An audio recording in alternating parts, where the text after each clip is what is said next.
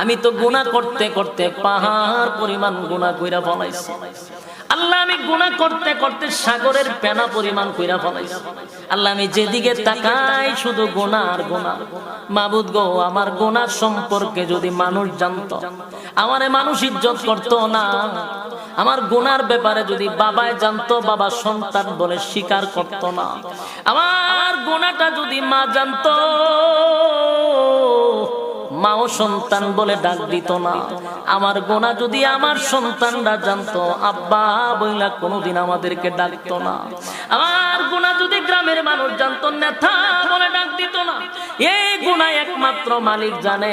সেই মালিকের সাথে যদি গভীর রজনীতে নজুলে রহমতের সময়, যেই সময় মানুষ স্ত্রী পুত্র লইয়া ঘুমায়া যায়, পশু পাখিরাও ঘুমায়া যায়, নিঝুম রাত্রিতে যদি আসামির বেশে আপনি যদি আল্লাহর কাঠগড়ায় দাঁড়াইয়া দুইটা হাত তুলিয়া যদি চোখের পানি ছাইরা গুনার উপরে লজ্জিত হয়ে যান, আর যদি বলেন মালিক,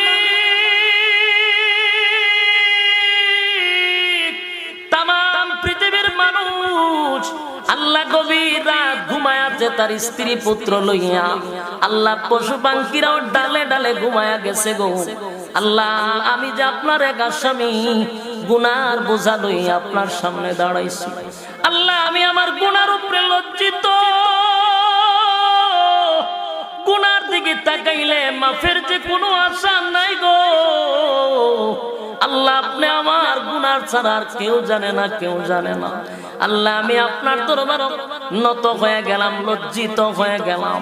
চোখের পানি ছেড়ে দিয়া যদি মানুষ গুনার উপরে লজ্জিত হইয়া চোখের পানি ছেড়ে দিয়া কাঁদে, আল্লাহ বলেন নজুলে রহমতের সময় যদি কোনো বান্দা বান্দি আমি আল্লাহরে ডাক দেয় রে, আমি আল্লাহর কুদরতের মধ্যে জোশ উঠে যায়। আল্লাহ ডাক দিয়া বলে, ফেরেশতারা বল, আমার বান্দা আমারে কেন ডাকে, কেন কান্দে, কেন কান্দে? ফেরেশতারা বলে, মালিক এই বান্দা জাহান্নামের ভয়ে কান্দে।